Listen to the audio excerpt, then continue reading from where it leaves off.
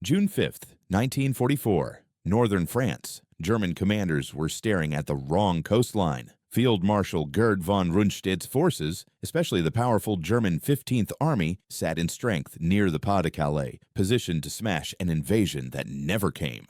Dozens of divisions waited where German intelligence said the Allies had to land. But across the English Channel, the real invasion was already rolling toward Normandy, and the reason Germany was looking the other way wasn't luck. It was a slow, careful, years-long trap, built by British intelligence, refined by codebreakers, and protected by secrecy so tight that most Allied soldiers would never know it existed. Here's the twist. Decades later, a lot of people would learn a different story, one where Americans were placed at the center of cracking the German codes, or where Hollywood balanced the credit to fit what audiences expected. But the real history is sharper than the movie version. Britain didn't just win battles. Britain won the invisible fight, reading enemy communications for years, shaping German decisions, and feeding Germany the kind of information Germany wanted to believe. And if you like WWII stories that cut through the myths and get to what actually moved the war,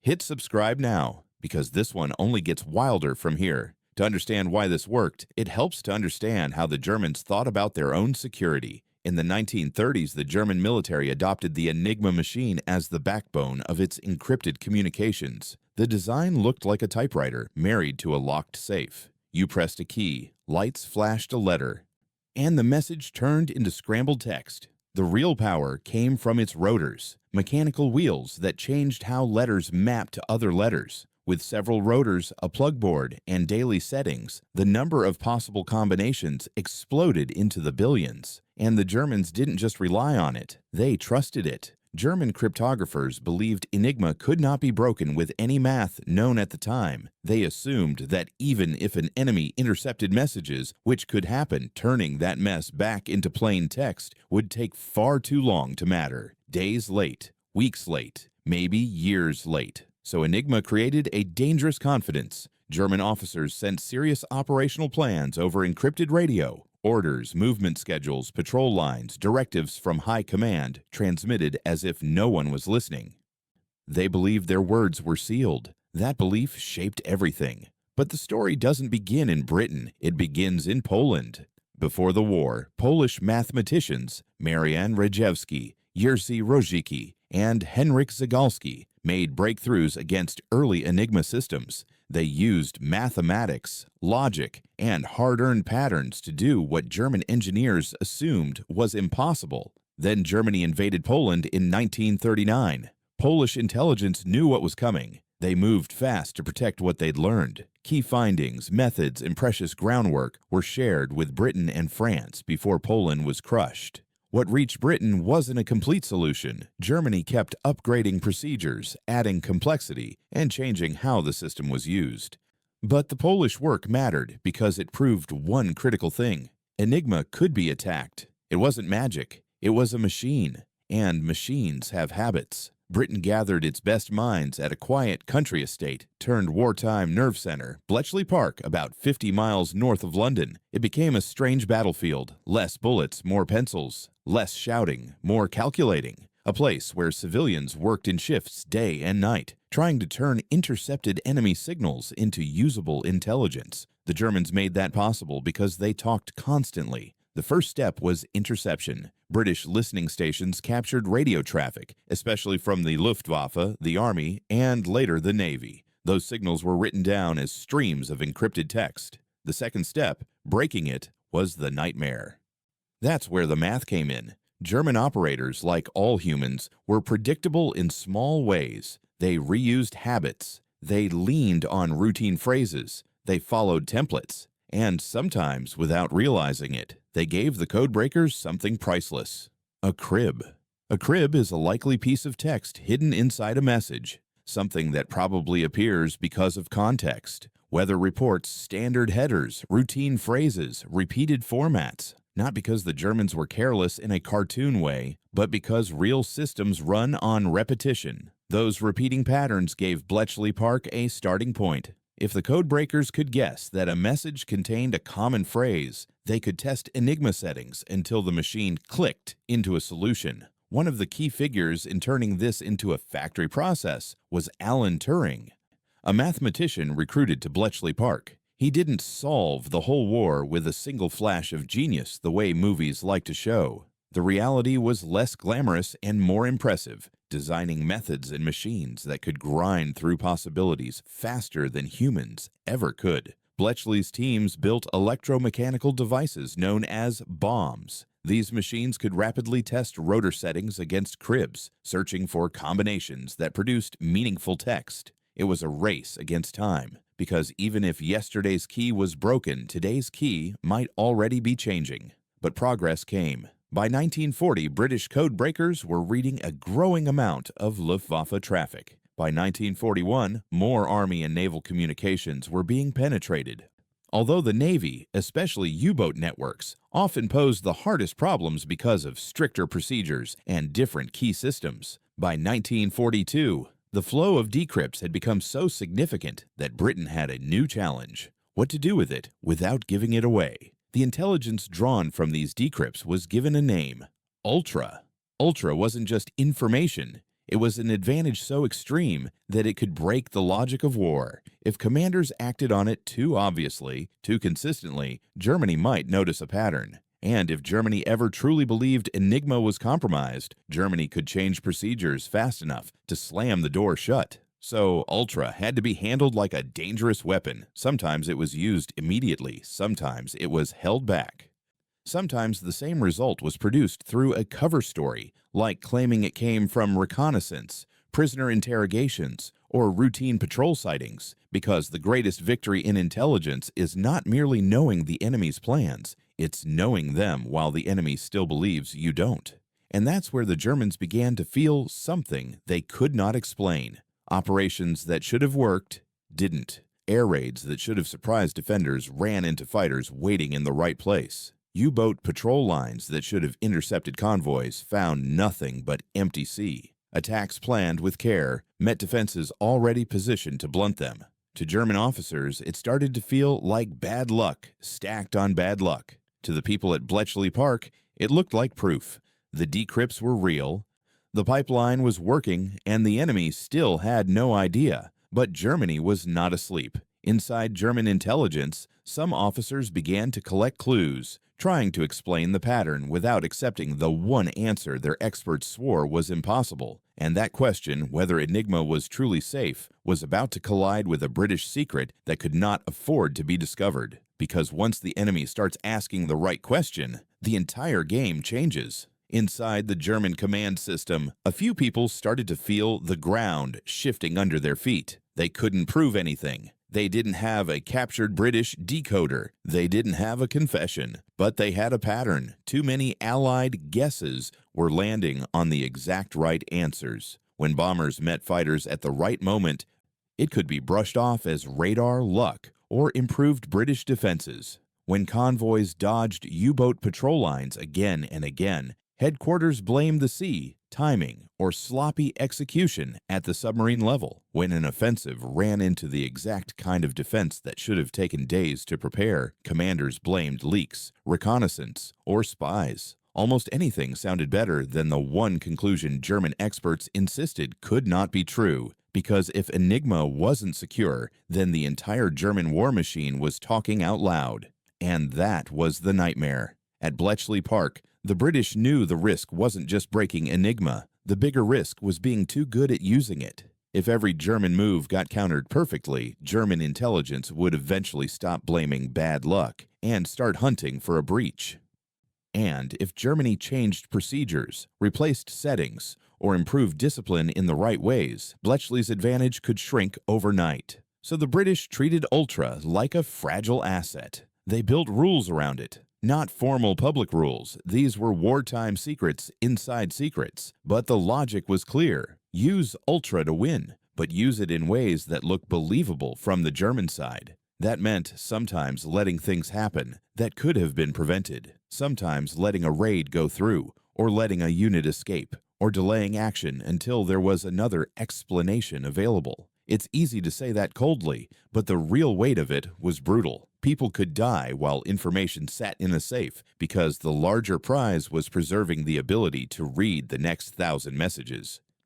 This wasn't a normal intelligence advantage. It wasn't one lucky intercept. It was a steady stream of enemy plans. So steady it had to be disguised, so British command often used covers. If a convoy was rerouted away from U-boats, the official story might credit aircraft spotting, or a change in sailing orders, or routine adjustments. If anti-air defenses were moved, it might be explained as a reaction to recent raids. If an ambush was set, it could be blamed on patrol sightings. The goal was to make German commanders believe they were facing a tough opponent, not a mind reader. But Britain didn't just defend. Britain weaponized the Germans' own confidence. Because once Britain understood that Germany trusted Enigma completely, Britain realized something else. Germany would also trust messages coming from agents they believed were reporting from inside Britain, and that created one of the most dangerous tools in the entire war, the double-cross system. By early in the war, British counterintelligence had essentially rounded up the German spy network operating in the UK. Some agents were arrested and removed from the board.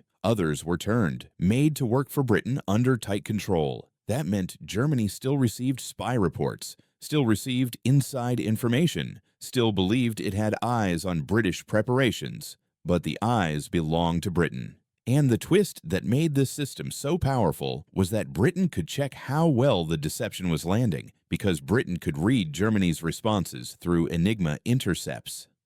It was like running a con while also reading the target's private notes about whether they believed it. So British intelligence didn't just send lies. They sent calibrated lies. They'd send details that matched what Germany already expected. They'd include enough realism to pass basic scrutiny. They'd confirm German assumptions instead of fighting them. And Germany's biggest assumption was geographic. If an invasion came, it would probably cross at the shortest distance from Britain to France. That pointed to the Pas-de-Calais. It made sense on a map. It made sense for logistics. It made sense if you were trying to land close to ports and push toward Germany. So British deception leaned into that logic. Agents reported activity that suggested invasion preparations opposite Calais. Radio signals reinforced the story. Visible activity and controlled leaks helped it along. And when German intelligence signaled doubt about any piece of the puzzle, British planners adjusted the story to make it more convincing, because Ultra was showing them exactly where the German doubts lived. Meanwhile, out in the Atlantic, the U-boat war was turning into a slaughter in slow motion. Early in the war, German submarines were terrifyingly effective. They hunted convoys in packs. They struck at night. They used the ocean like a shield. For a while, they pushed Britain close to the edge by targeting shipping. But as Britain's code breaking improved, the Atlantic started to change. Because U-boats weren't just torpedoes, they were also radios. To coordinate, submarines had to report positions. They had to receive orders. They had to shift to patrol lines where headquarters expected convoys to appear. Those transmissions went through Enigma, and British codebreakers were increasingly able to read them. So a German submarine, doing what it was told, might surface at night to charge batteries and send a report. That report would go to headquarters, and also, in effect, to the enemy. Then convoys would mysteriously avoid the trap. Again and again. From the U-boat crew's viewpoint, it felt unreal. They were following orders and finding empty ocean. The natural human reaction was suspicion. How do they keep dodging us? From headquarters' viewpoint, it had to be execution errors, timing, weather, or miscalculation, because Enigma was supposed to be safe. Their entire command structure rested on that belief. But by 1943, the Allies weren't merely dodging submarines. They were hunting them. Escorts, aircraft, and improved anti-submarine tactics became far more effective when paired with precise knowledge about where U-boats were directed to operate. Instead of reacting after a sinking, escorts could be sent toward likely contact areas, and convoys could be guided around danger zones. This didn't mean every U-boat was instantly doomed. The ocean is still the ocean. Things still got missed. Decrypts weren't always perfect or always on time, and the Germans did adapt in certain ways, but the overall trend bent the same direction. The more Ultra delivered, the less blind the Allies were forced to be. And the advantage went beyond ships and submarines. Bletchley Park wasn't reading a single channel. It was pulling pieces from multiple parts of the German military system: air, army, navy, supply, and higher-level communications. That meant Allied planners could build a clearer picture of German strength than Germany's opponents should have had. They could track unit movements, estimate which formations were worn down, identify fuel strains and logistics problems, see what German leadership thought was happening, understand where Germany felt confident and where it felt nervous. It's hard to overstate how unbalanced that is. In a normal war, both sides guess, both sides gamble, both sides plan with missing information. Ultra meant one side got to plan with far fewer unknowns, while the other side never even realized its secrets were open. But all of this, the Atlantic, the double agents, the controlled use of intelligence, was building towards something bigger than any convoy battle. Because by 1944, Britain wasn't just trying to win exchanges, Britain was trying to shape the entire battlefield in France before the first landing craft ever hit the sand. And the moment that plan locked into place, Germany would be forced to bet its strongest armies on the wrong answer. In Part 3, the deception gets a name. A fake army gets a commander, and British intelligence uses Ultra to fine-tune the biggest lie of the war right up to the eve of D-Day. By early 1944, British intelligence wasn't just collecting secrets. They were building a story, one designed to steer German forces like a steering wheel turns a truck. The operation had a name: Fortitude. And Fortitude wasn't a single trick. It was a full system of deception, built from fake signals, fake formations, and fake proof, delivered through channels Germany trusted. Most deception plans hope the enemy bites. Fortitude was different because the British could watch the enemy bite in real time. Ultra decrypts didn't just reveal German troop positions, they revealed German beliefs. They showed what German intelligence had concluded about Allied invasion plans. They showed which commanders were convinced, which were skeptical, and what kind of evidence Germany needed to feel confident. So Britain wasn't guessing what Germany might believe. Britain knew, and that let them do something almost unfair: adjust the lie while reading the enemy's reaction. The centerpiece was a phantom force, the first U.S. Army group, often shortened to FUSAG. On paper, it looked huge.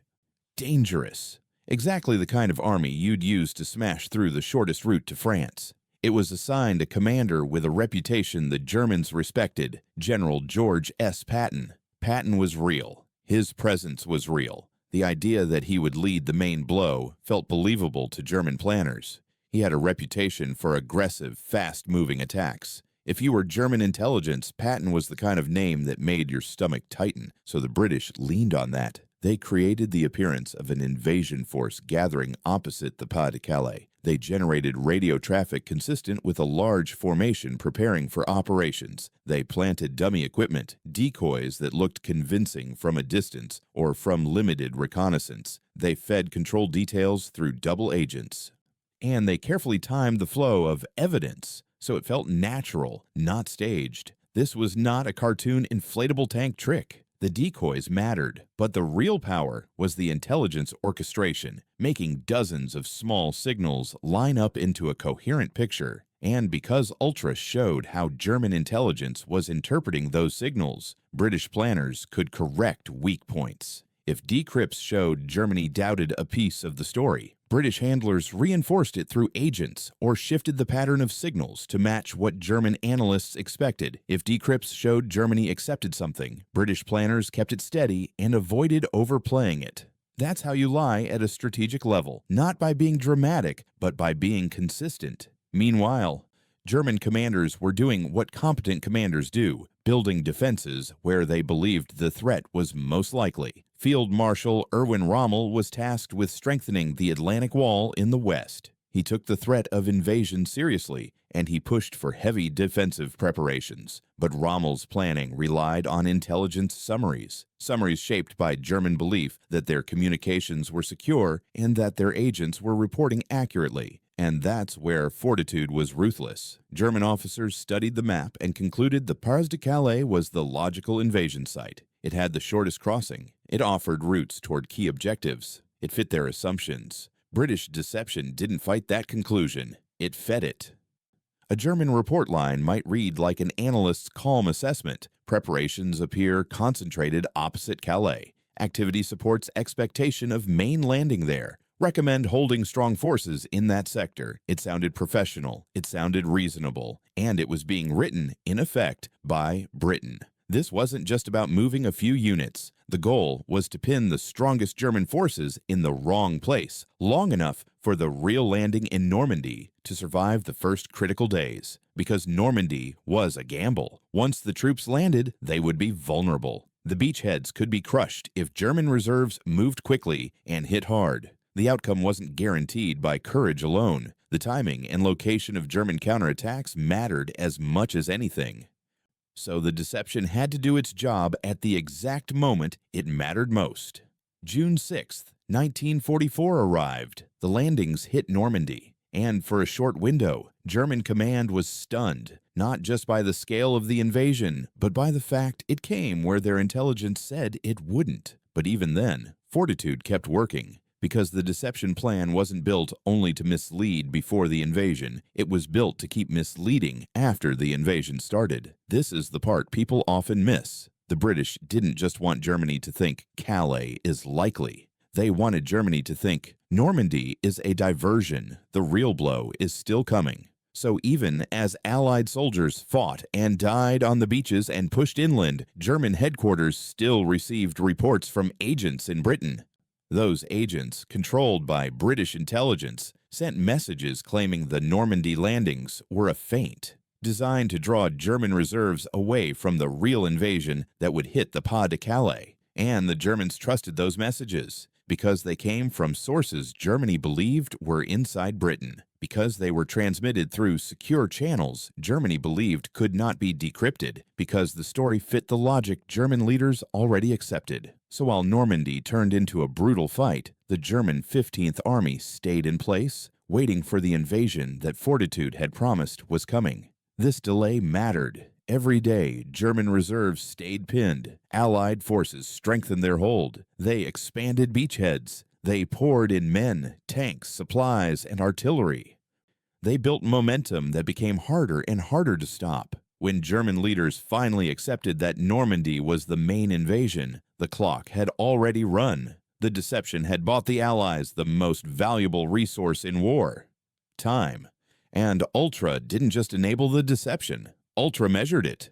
British intelligence could see how German commands were reacting, what they believed, what they ordered, what they feared. That allowed the British to keep Fortitude believable right through the most dangerous phase. If you step back, it's almost simple. Britain read German communications. Britain controlled German agents in Britain. Britain fed Germany a story. Britain watched Germany believe it. And Germany deployed its forces based on that belief.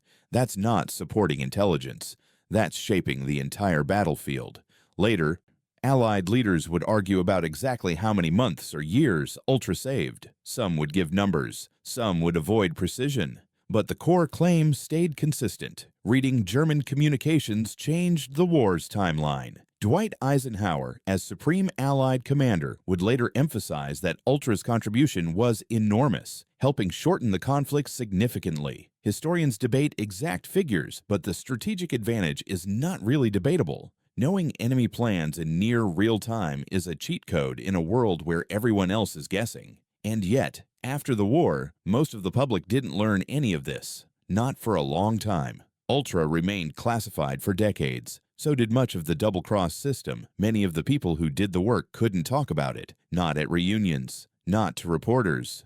Not even to close friends in detail. They went back to normal life carrying one of the biggest wartime secrets on Earth. So the story most people heard after 1945 was simpler. Courage, firepower, leadership, German mistakes, Allied sacrifice. All true, but missing the invisible engine underneath. Then, years later, when the secrecy started to lift and the fuller story began to seep out through historians and official releases, popular culture had already formed its own version of how WWII should be told. And that's where Hollywood entered the picture. In Part 4, the truth finally becomes public, then gets reshaped, simplified, and sometimes flat-out rewritten for the screen, until a British intelligence victory starts sounding like an American story. After the guns fell silent in 1945, the strangest thing happened to one of the most decisive Allied advantages of the war. It vanished. Not because it was fake, not because it was exaggerated, but because it was still a secret. Ultra, the stream of intelligence pulled from decrypted German communications, remained classified for decades. The double-agent machinery behind Britain's deception operations stayed locked up in files even longer, and the people who had done the work at places like Bletchley Park were bound by strict orders not to talk. So in public, World War II became a story told mostly in visible terms. Troops, tanks, bombers, beach landings, speeches, famous generals, turning point battles, all of that mattered. None of that is being dismissed.